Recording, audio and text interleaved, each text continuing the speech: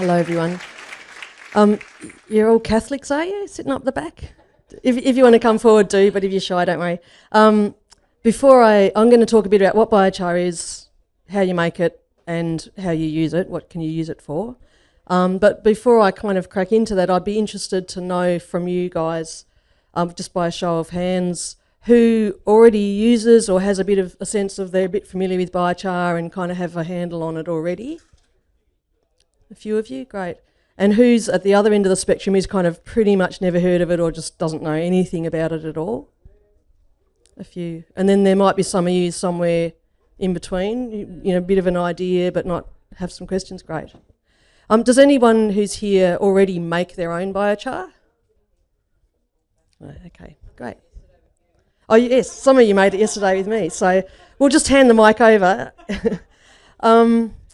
And before I kind of launch into what biochar is, I want to address a question that I get asked often, and sometimes I get asked it reasonably passive-aggressively, which is one of the ways that you can make biochar, which is what we did yesterday, is you have an open burn. You have a burning pile of biomass. And people go, don't you make a claim that biochar sequesters carbon, and yet you're burning wood with a flame in oxygen. I thought biochar was made with no oxygen.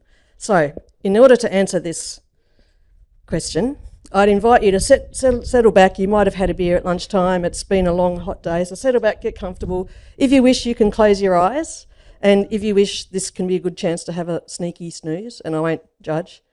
But I want you to use your imagination to imagine that you are a carbon atom, however that occurs for you. And you're floating around in the atmosphere, so of course you've got two friends, two oxygen atoms as well that you're holding hands with. So you're a molecule, you're a carbon atom within a molecule of carbon dioxide, and you're floating around in the air.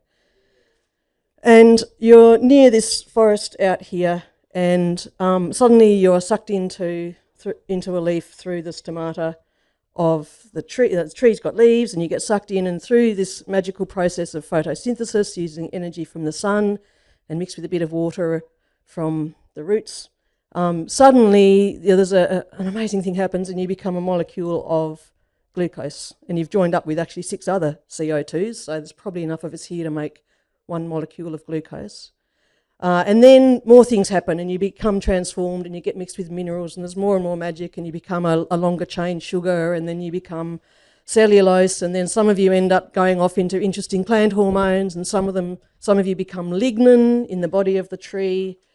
And so you have a life in the tree, and it's quite amazing. It's kind of fascinating in a way that us humans will never understand fully. Some of you might even get squirted out the roots, you know, and get into the rhizosphere and feed some soil microbes that we've heard so much about today and yesterday. But most of us will be in the body of the tree. And then there's a terrible storm, and the tree gets blown over. And we were actually all hanging out in a branch that was near the top of the crown, and so we land on the ground and we get covered up with some other branches. And in time, we start to kind of disassociate, and we start to lose this kind of close association that we had. And some of you kind of get eaten by some of the soil microbes that we're now in touch with and released from your bonds of lignin and cellulose and glucose, and end up going back into the atmosphere as carbon dioxide.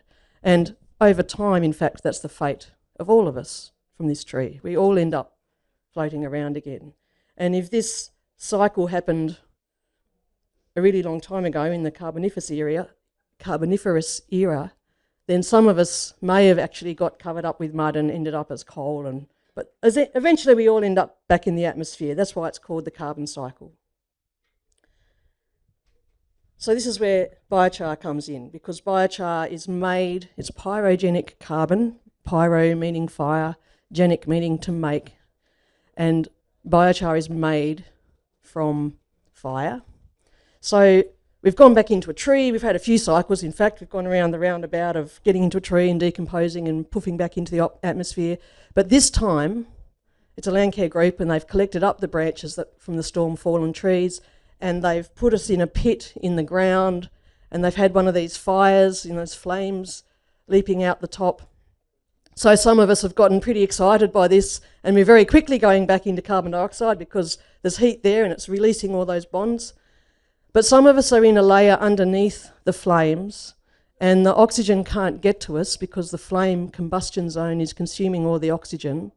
And so we're stuck down there in the branch, and a lot of volatile organic compounds are disappearing around us. So some of our good friends are nicking off, you know, in smelling beautiful essential oils, and some people go off as smoke and because they don't get fully combusted in that zone, and so they go off as a particulate.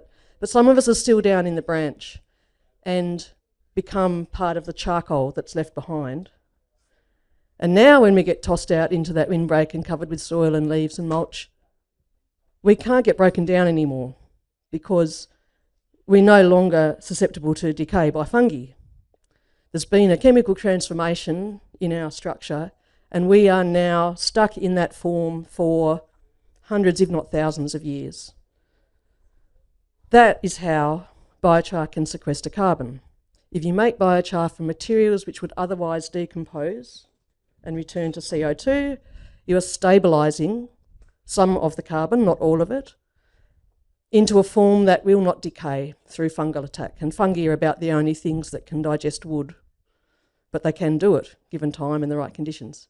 So when people say, how are you storing carbon by burning wood? That's how it happens. If we burn the wood in such a way that we limit the oxygen that can get to the wood once all the volatiles have gone, all the gases that can burn are gone, then that becomes resistant to decay, and we have a really long-lived, durable form of carbon, which is probably, in the burn we did yesterday, it would be about 80% carbon. So we'd have a bit of tree which has become a bit of charcoal. And that has a superpower. Besides being durable, like resistant to decay, it's a super sponge. It has incredible internal surface area. And the internal surfaces, all those pore spaces, have charged sites on them, positive and negatively charged. So this becomes a structure, a fairly pure, clean structure when we make it the way we did yesterday. Maybe 80% carbon. We can crush it up into a fine dust and it will still have a very huge internal surface area. And those surfaces are what give biochar its superpowers. So here probably most of us are thinking about, if you're thinking about biochar at all, it's in the context of perhaps a soil additive or using it in agriculture in some way as an animal feed supplement. And in those circumstances, those pore spaces can become populated by air. They can hold air. They can hold water. So in a sandy soil, that's pretty handy. It can hold water. Otherwise, water just slips down past all those big billiard balls of silica and goes into the rivers. It can hold nutrients, dissolved plant nutrients, nitrate, sulfate, phosphate. They're charged so they can stick and find niches in those little charged surfaces. And it can hold life, biology. It's a perfect home with so many niches of sizes and shape and charge for microbes or the soil microbial thing. In our gut, in an animal's gut or a human gut, if we have biochar or charcoal in there, it's providing habitat for the microbiome, the creatures that live in the microbiome. I can't remember the proper definition of microbiome, so I'll just stop saying it. So that's what biochar is. It's charcoal. It's been made through the application of heat in the absence of too much oxygen, not 100% absence of oxygen, but very little oxygen. And there's lots of different ways to make it, from the extremely low-tech and completely free to the extremely high-tech and extremely expensive. And there's many, many uses for it. So if you've drifted off into a nice carbon reverie, you can stay that way if you like, and as I said, I won't judge. Yeah, so it's not a new thing. Many of you would have heard of the terra preta soils in the Amazon River Basin, which terra preta is Portuguese for black earth. And so the story goes that one of the possible backgrounds to the story of the city of gold, El Dorado, was when Cortez and his mates were sailing down the Amazon and they saw these areas of the rainforest that were so fertile and just full of life and growing stuff, and there were people there and it was all going amazingly well. And then they came back a while later and of course all the people had died from disease, but these areas of land were still really productive, which is a bit unusual in a rainforest because typically rainforest systems just cycle nutrients really fast. It's not that there's rich soil. In fact, the soil is often very impoverished, but there's all this biomass, cycling like crazy. But in the Amazon River Basin, even in modern times, they find areas with deep black earth that's full of life. And so they analysed it, and what do they find? It's full of charcoal, also fish bones, also bits of ceramic. So it's man-made soil, anthropogenic soil. And nobody really knows whether it was done consciously to add charcoal to the soil or whether it was just the waste areas where people chuck the stuff after a fire and all the remains of their meals. But for whatever reason, these areas in the Amazon forest have remained incredibly fertile. So long-lived carbon in that system has assisted in creating these fertile soils. In our context, there's lots and lots of ways to make it. So the simplest way is what we did yesterday. You have an open flame capped system, and I won't sort of go into that detail for you. You may have seen or heard online of retort kind of barrel systems. So you have a barrel inside a barrel. So it's a closed system. The interior barrel has got the stuff in it that you want to turn into biochar. It could be wood chips or bits of bamboo or whatever. You have to have a hole in that interior barrel so that gases can get out. Otherwise, you've made a very effective bomb. But you heat up that barrel, usually by having another barrel with fuel in it that you light and burn. Sometimes you can be a bit sophisticated, and when you heat woody biomass, gases come out, those volatile gases that some of you were embodying in the little imagination exercise. So those volatile organic gases escape, and if there's oxygen and a heat source, they'll combust, they'll burn in a flame. That provides heat, that drives out more gases, and so you can get this kind of circular system where you heat stuff and then you kind of run the system on the gases. Eventually, you run out of gas coming out of the wood, and you have a little hole in your first chamber. The oxygen can't get in because there's pressure from the gas coming out, and eventually the whole system runs out of fuel and it cools down, and you open the interior barrel and you've got biochar. And you can do that in a biscuit tin in your wood heater, as long as you put some holes in the lid. So that's called a retort. You can do what we did yesterday with a flame cap system in a hole in the ground or an above ground kiln, but you're somewhere where you can't get water to quench it at the end. So you can cover it up with soil or cow dung or whatever you want to limit the oxygen, and then that's called snuffing, and then eventually it sort of runs out of steam.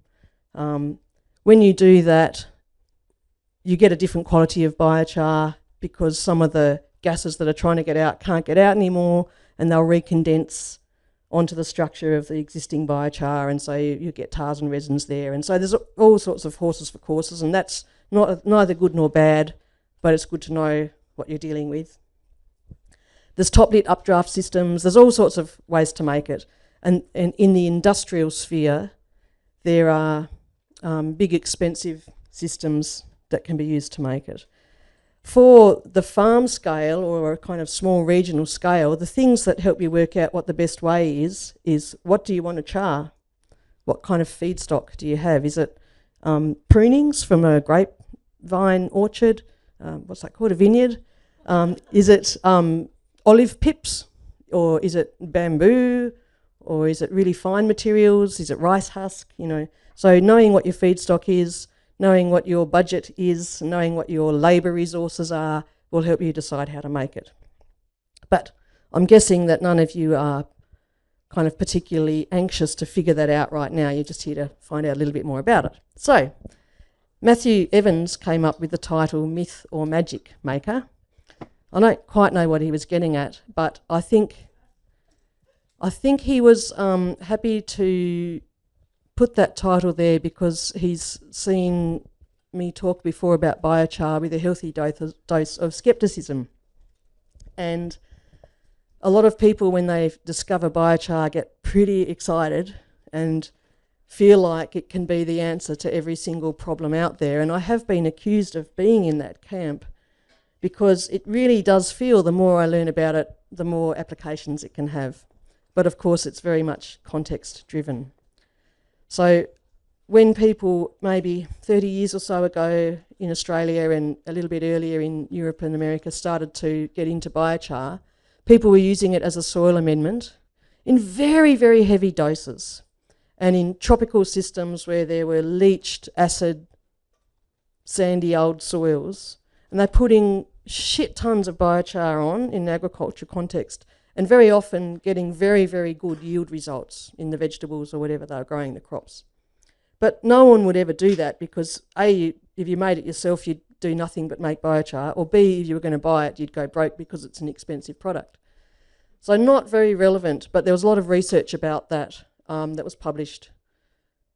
And it's only recently that people have been dialing it down and looking at relatively small doses of biochar that can still provide a good yield response. And if you want to go down rabbit holes, there's some fantastic meta-studies that collect some of the 75,000 papers a year that get published on this stuff and looked at different crops, different soil types, different rainfall regimes and different, did I say crops? Yeah, all the different parameters, and said let's have a look at the yield results from all these different papers and put them into an overarching study. And if you do that, you see that almost always in every cropping system and most soil types and most rainfall environments, you can see a benefit from adding biochar to the soil at certain levels of doses, but you will be able to find individual papers or examples where there's been a detrimental effect. So the range might be something like for potatoes, -5% to +40%, you know. So wherever you sit on the spectrum of fanaticism about biochar, you can find evidence to back up your position, basically. Yeah. So Bodhi, who's sitting here, and I have a business called The New Black, which is, you know, a very clever play on words because it's not new, it's old. And we make biochar in a quite industrial rig from sawmill residue, sawdust, which is quite hard to do in a little hole in the ground or a flame cap system. And we've been spending time getting interested in how it might be used positively. So we didn't do the normal business case where you find your market and then build the product. We thought it would be fun to make biochar, and now we're trying to find a market. And there are lots of potential areas where it can be really helpful. Mine site rehabilitation, contaminated land management. It's already used, most of the biochar in Europe is used as an animal feed additive. It's really good for enteric methane suppression, it's really good for animal health. You have cascading benefits if you feed it to a cow, makes a cow healthier and happier, and then it makes the poo less difficult to manage, and then makes the dung beetles happy, and then it's in the soil and the plants that get it. So you get this lovely cascading benefit chain. From the last 2 days, I'm very excited about its capacity to hold a microbial population and deploy it with a packed lunch and a sauna and a gym and a caravan to go out and do something, you know, add a mine solder in the soil or to rehabilitate an area that's lost its microbial population. So there's lots of possibilities. Bodhi's giving me little signals there. Did you want to say something, Bodhi?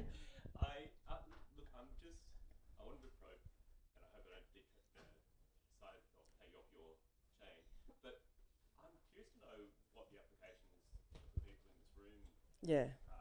We so. And if there are any that where this wouldn't work, because we sort of, and I keep asking this question because I'm the engineer.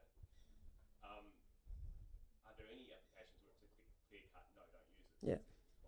So Bodhi's the engineer who built the industrial kit that makes the biochar. I'm the ag scientist who doesn't care how you make it. I just want to get some so I can do some trials. And Bodhi's asked from you. Do any of you have particular applications in mind that may have just come to you in the last 5 minutes, or that you may have been sitting on, where you think biochar may be useful and you'd like to ask about it, or in a situation where you think you're pretty clear that it wouldn't work? I know I can see Rob up the back, who's the amazing seed guy and who is excited about using it for seed coating, for example, because it's very good with microbes. But yeah, are there any applications that people want to ask about or share about? Don't all rush. Yeah. Just using it for cattle and cattle to eat it as, I guess, a supplement, or just in case they might. Does it work for, like, if they eat something out in the paddock that might be slightly toxic for them? Yeah, so the question was about as a supplement for cattle, and can it help if they eat something toxic in the paddock? Yes, it's very beneficial. It's fantastic in spring when there's all sorts of, mycotoxins and fat juicy clover, and I'll get bloat, and I'm not a animal physiologist, so I don't know the right words, but particularly in spring. I saw, is Holger about still? No. Holger's floating around, and he's been feeding it to his cattle for the last 4 years, and he said they'll eat a lot. He free feeds, so he'll make it in a big cone kiln, like a sort of cubic metre or so, take it out to the paddock, tip the thing over, and the cows will eat it in a day. Just as it is. Probably less fine. This is our sawdust stuff. It's fine. It's like black sawdust. Probably less fine than that, and they just eat it. But not every cow does, and each cow doesn't always eat it given the time of year, so they're dosing themselves. There is a business in Tassie that has a feed char, so they make biochar, and that's sold for animal AgSpan feed char, and they've been through the process of getting it certified through the AgVet systems and so on. They sell a lot to horse people, but it also goes into rations for a lot of dairy people use it. I know a dairy farmer who, since he started feeding out char, hasn't seen his vet. No mastitis anymore. The vet rings him up and goes, "What have I done?" He goes, "I just don't need you anymore, mate." I think Ian and Kate, who are here and doing a talk right now, have goat dairy. They have it in their ration. We have really clean, beautiful char, but I probably wouldn't sell it to you to use for your cows, because if you have a very expensive bull and something happens, I don't have that sort of insurance. But we don't hesitate to feed it to our own animals. Although I used to feed it to my dog, but I don't now, because he takes medicine and it will absorb the medicine and he'll excrete it. So if you're medicating animals, if you poison yourself through alcohol or drugs or something unfortunate and you go to hospital, they'll fill your stomach with charcoal and then pump it out, because it'll bind up and grab hold of and hang on to all those toxins. So it's fantastic in a filtration system, because it will catch and hold those things, and then you can remove them safely. So yeah, it's great for cows. I missed your demonstration yesterday, but what is the difference between biochar and non-biochar? Biochar and charcoal. Yeah, so if you go onto the Facebook biochar forum, you'll get some very strong opinions about this. My view, and I think that the term biochar was coined in Australia, I think about 25, 30 years ago. My view is that biochar is charcoal. Not all charcoal is biochar. So it's a subset of the world called biochar. And the bio bit denotes charcoal that's intended to be used in biologically enhancing ways.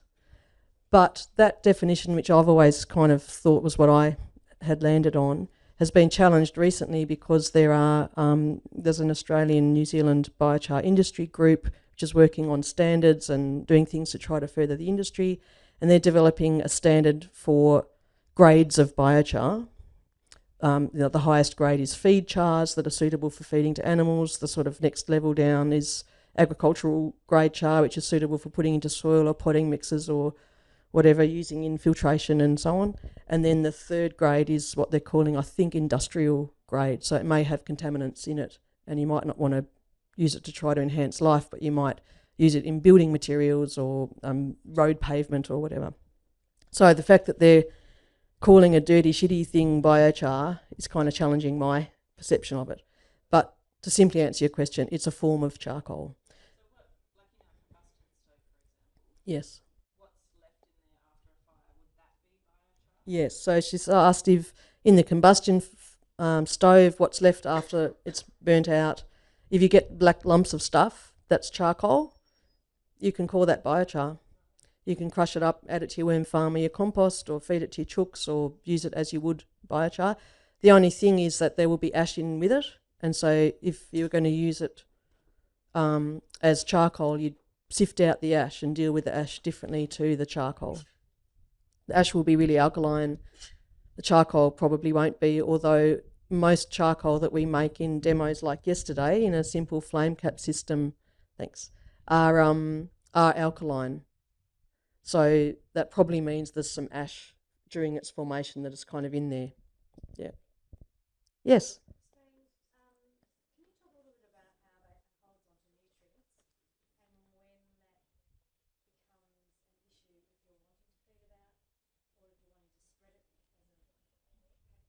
Yeah, so if you start with, yes, so, yeah, yeah.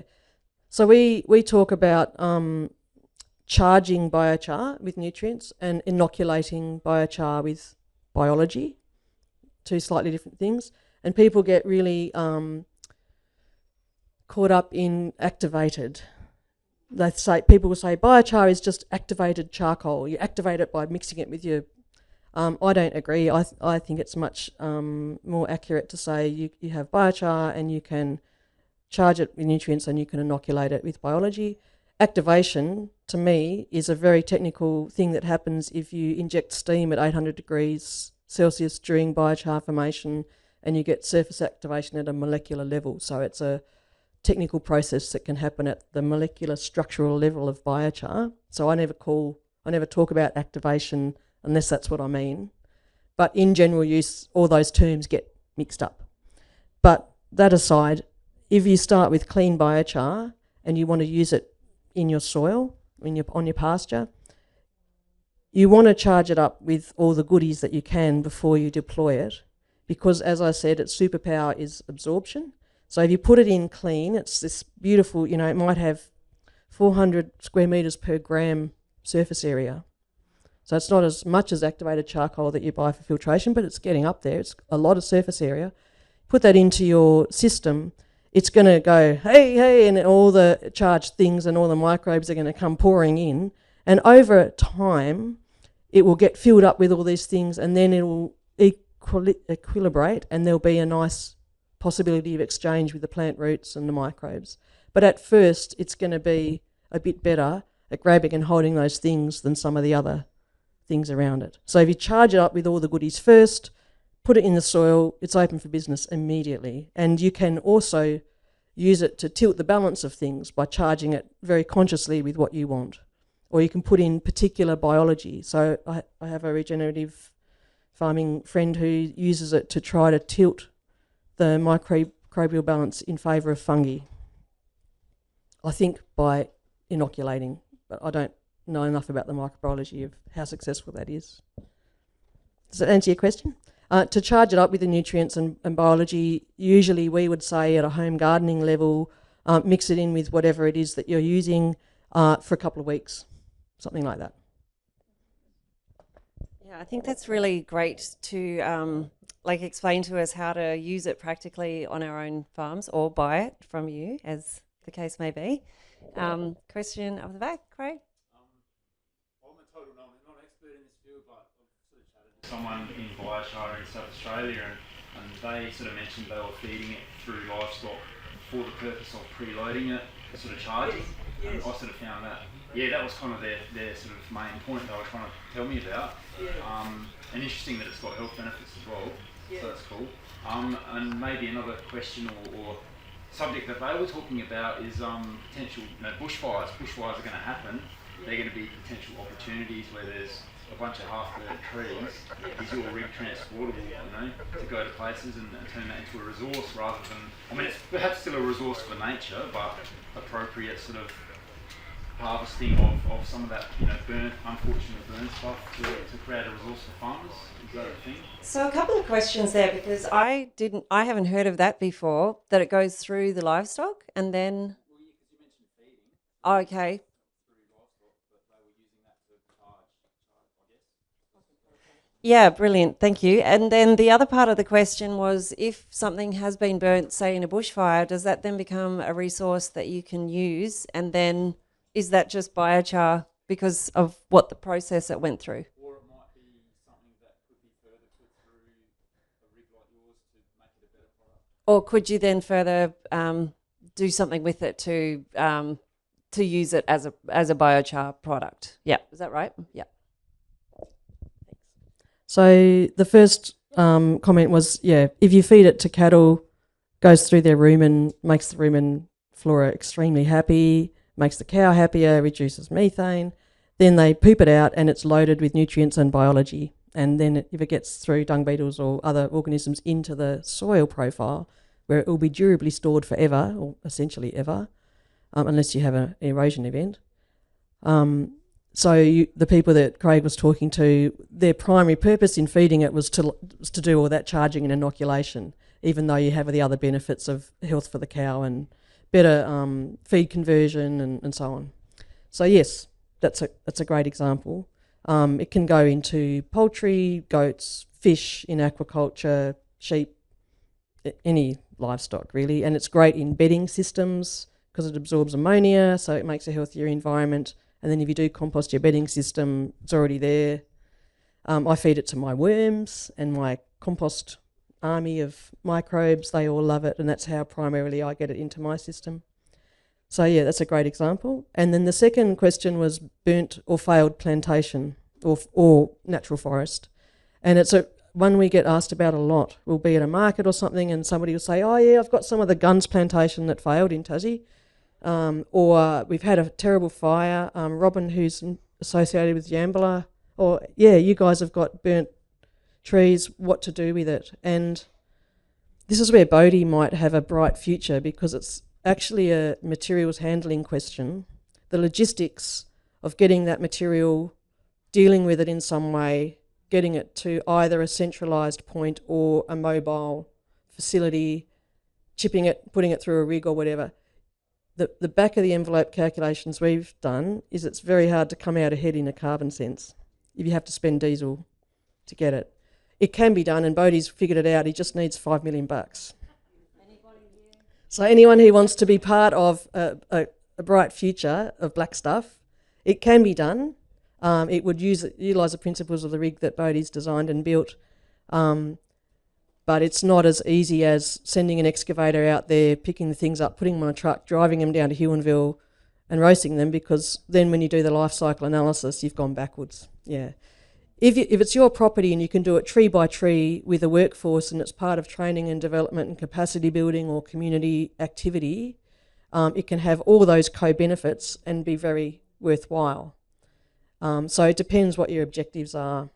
If you want to make lots and lots of biochar, that's a fantastic way to do it, but you probably spend more diesel than you really want to if you do your carbon accounting.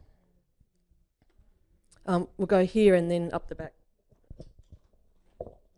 Up the front? So it's highly charged. You can actually take the mic. No, you're in the front row there. I hate you. So it's highly charged. It loves to stick nutrients to itself and microbes and biology. What's the mechanism by which it comes off? Because you want to transfer it to the soil or the system. So how does it get from the biochar into the system, the soil, if it's so well stuck? Yeah.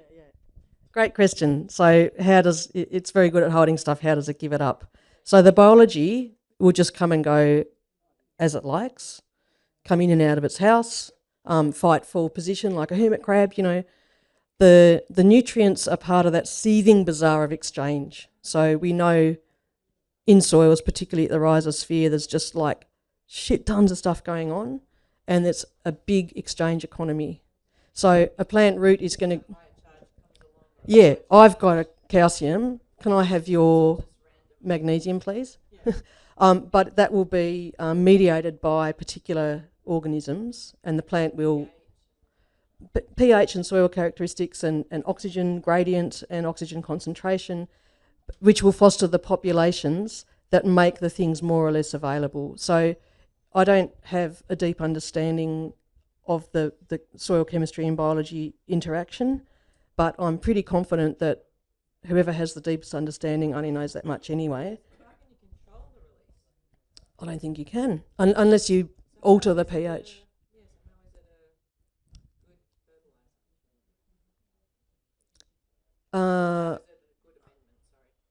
So one of the things it will do is it won't hold all of those nutrients against the exchange of a plant root if there is nutrients around. And it's very good at holding the soluble ones in soluble form in the water, which are then available. So, for example, in the sandy soil, you've got a liquid fertiliser, dissolved nitrates. They go where the water goes. The ions are in the water, they go down into the profile and out. If there's biochar in the soil, the water's going to stay there. So they will stay in soluble form in the water that's in the biochar, and then the plants can have a go. Yeah. It's a good question and a bit provocative to me to think that through. Yeah, so it's a good one. I mean, obviously, over time, it would be released. Yeah, yeah. Yeah, I think that the principle is that if it's loaded up with plenty of stuff, then there is stuff to exchange. Yeah, yeah. Maybe that's the kind of dumbed down answer. Yeah. Would you put it in compost, in your compost as you're making it, or would you? For the video, would you put it into your compost as you're making your compost, so it goes through that composting process for 3 or 4 months, or depending on how long you take, or would you just put a compost tea or extract on it at the end? Either. I would put it in the compost as I made the compost because it will stop fugitive nitrogen. It usually speeds up the composting process. Like in a commercial system in the US, that took them 6 weeks, which is pretty fast. They could do it in 5 weeks with up to 10% biochar added, and they had more nitrogen and more phosphorus in the compost. So I would use it as an assistant agent to the composting process, but if I had a beautiful pile of compost and a pile of clean biochar, I wouldn't hesitate to mix them at that point. Yeah. Thank you. And up to 10% by volume seems to be the point at which you'd get diminishing returns. Up the back. Yeah, I just had a question about the rig that you use and the sort of volumes of feedstock that you can go through and the sort of turnaround time. We use Kentucky kilns a lot, and they kind of burn processes morning to night that we mentioned, but with a sort of system that is a bit more high tech, like how quickly can you get through material, what can you produce in a day, how does that augment that? Yeah. So how big is your equipment and how fast can it produce biochar? Yeah. Yeah, the throughput is about 250 kilos an hour produced biochar. Is that right, Bodie? Yeah. So we part of the system that we have is a furnace area where all the gases are recirculated, and to start the operation we have to heat that up by burning some of the feedstock, and then there's a pre-dryer and the gases kind of do most of the heating work. So we use a bit of feedstock at the beginning, but we can run it continuously, like 24, 36, 48 hours, and so it becomes very efficient if you're not starting and stopping it, and it will chug along and spit out, about 250 kilos an hour. If you want a shiny new one for Bodie to build you now, probably 3 million. Bodie's probably built it for 100,000. I don't know. He's the master of junk engineering, repurposing bits of industrial kit, so it looks shit. No, it looks fantastic. I love it. It's steampunk. It's Willy Wonka, Charles Darwin, Darwinian. Looks amazingly industrial. It's not shiny, and bits break and then get fixed again. But it's extremely sophisticated. It's got temperature set points and a PLC and lots of alarms and recirculating bits and bobs.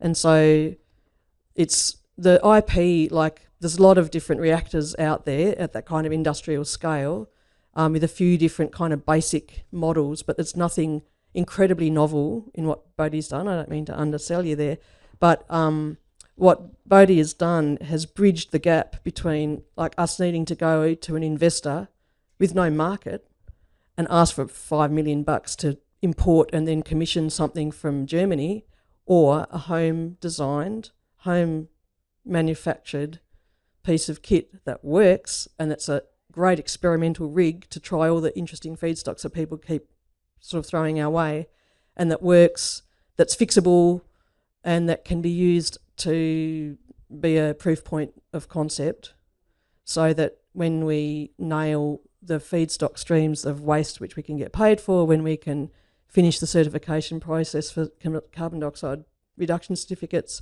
and when we have a market that will, we already have a market but it's not very big, but as that strengthens and develops, we've got a business case there that anyone can look at and go, oh shit, that works, great. There's 3 regional councils in the north of Tassie who are sitting on a massive pile of wood chips. Why don't they do something similar? Because that works, you know. And Bodhi can design and build it for them. Yeah, we love a good repurpose. Bodhi, it sounds like we all need one of you in our house. I've got a lot of stuff I'd like to make too. That sounds incredible. There's a question from the lady up the back. Yeah, mine's more about an application that I'm thinking of. I've been working on a project on a farm in Bendigo and planting about 5,000 trees for shelter belts.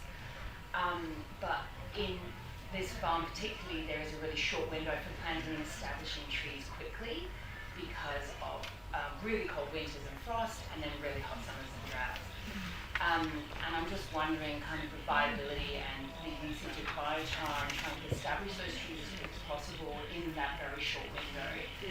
And kind of that water retention, because obviously watering 5,000 trees on a pretty small scale farm is quite difficult. So kind of, is this application and financial viability using biochar in that particular system? So just for the camera, can you use biochar in a climatically challenged area for the implementation of shade belts? And what are the economic values of doing that? To answer fully and accurately, I'd need to know lots more about the constraints for the trees, but what sort of soil do you have? Clay, sand? Clay, okay. So typically, I don't know in your part of the world, but typically around here, people will often put water holding crystals in when they plant trees. So don't do that, use biochar instead. It's probably cost comparative. I would use half a litre of biochar, maybe per tree hole, if they're just, sort of stock tubes. Depending on your circumstances, if you want to boost the soil biology a bit or give them some bush tucker, nutrog type thing, which has got biology and fertiliser in it that's suitable for native trees, you could soak your biochar in that. You could drench the roots of the trees in that mix with it, like in a biochar soup. You'd only get a little bit of biochar sticking there, but it would still help. So you could assist with water holding capacity just in a very straightforward physical way. You could assist with biology if that's a limiting factor. And those two things combined might be sufficient to give them a slightly stronger start and better survival rate. We have lots of clients who use biochar in tree planting and do have great results, but I haven't managed to get anyone yet to do a proper designed randomised controlled experiment to prove it. So it's very anecdotal. Look at these trees. If you ever want to look up in West Australia, there's in biochar circles a famous example of Doug Powell, who's a beef farmer and he also grows avocados, and he gets heaps and heaps of very cheap biochar from Simcoa because it's a byproduct of their process. Gets $50 a truckload sort of thing, uses it in his cows, it goes through the dung beetles into the soil, and he's done quite a few plantings of avocado trees with and without biochar in the establishment phase, so in his soil preparation, and the results are dramatic and very, very visual. Big glossy trees over there, not so big trees over here, but I haven't seen any yield results yet. So maybe it's all just leaf, Sorry, just one question over here. Guy's been looking for a hand for a while. I was wondering if there's any research done on the wood vinegar or the recapture of the gas, the condensation of that. Yeah, great. Can you repeat that one, because I just missed a little bit of that? So the question was about wood vinegar and whether it can be captured. So wood vinegar is the condensed pyroligneous acids, which come off at a certain temperature point in the pyrolysis process. So when you heat the biomass to a certain point, you get volatile organics and all sorts of interesting compounds go off as a gas, and you can capture and condense that if your technology allows for it. And it's a really magical, if you're talking myth or magic, wood vinegar is a pretty magical substance. It's got lots of biostimulants in it, it's got lots of pest and disease antagonistic properties. If you use it undiluted, it can kill things. So it's a pretty magical product which seems to me that people in horticulture are pretty excited about, but it's not very widely known and used. Our rig currently doesn't capture wood vinegar. Bodhi. It all gets burnt in the furnace to create process heat, but it is on our radar for sure. Orchid growers just go nuts about it. It's incredible stuff. And in little cheap homemade systems that you can do with retorts and barrels and stuff, it's not hard to capture it. Like if you start Googling, you'll find schematics and things to do it yourself, and you'll be able to capture it. Yeah. Just one more from this gent here.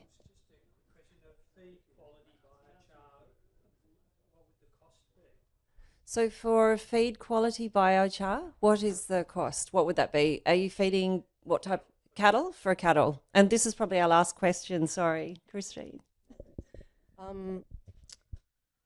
So I don't know exactly the cost for bulk biochar for the people in Tassie who are making and selling it, but I've seen their small pouches, like 2 to 5 litres, for $50 and above.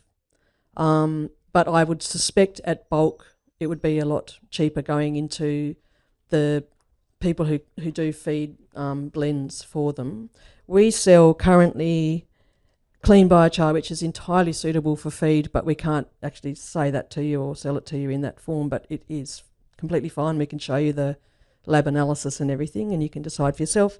But we sell this for $800 to $1,000 a cubic metre, so it's not that cheap. But you only need, 20 grams an animal a day or something like that. You don't need a lot.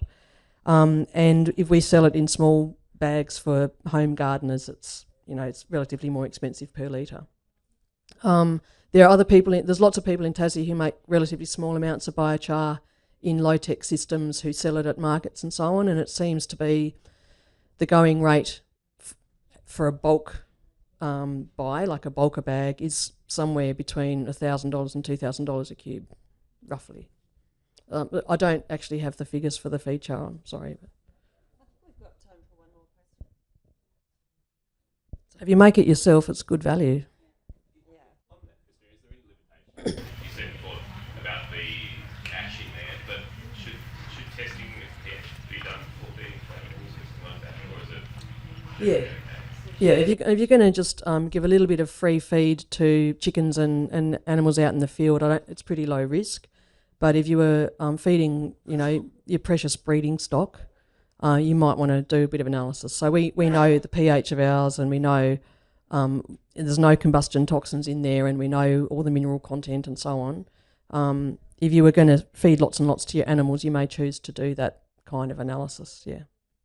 And the AgSpan people who sell feed char would and should, I presume they have, but should be able to give you all of that information. Sorry, just one more question. We'll squeeze in one. I know, Craig, you've been asking a few questions. I'm going to ask this lady over here. Does it vary enormously depending on what the feedstock is? So as to whether you're burning wood or burning... Yeah, good question.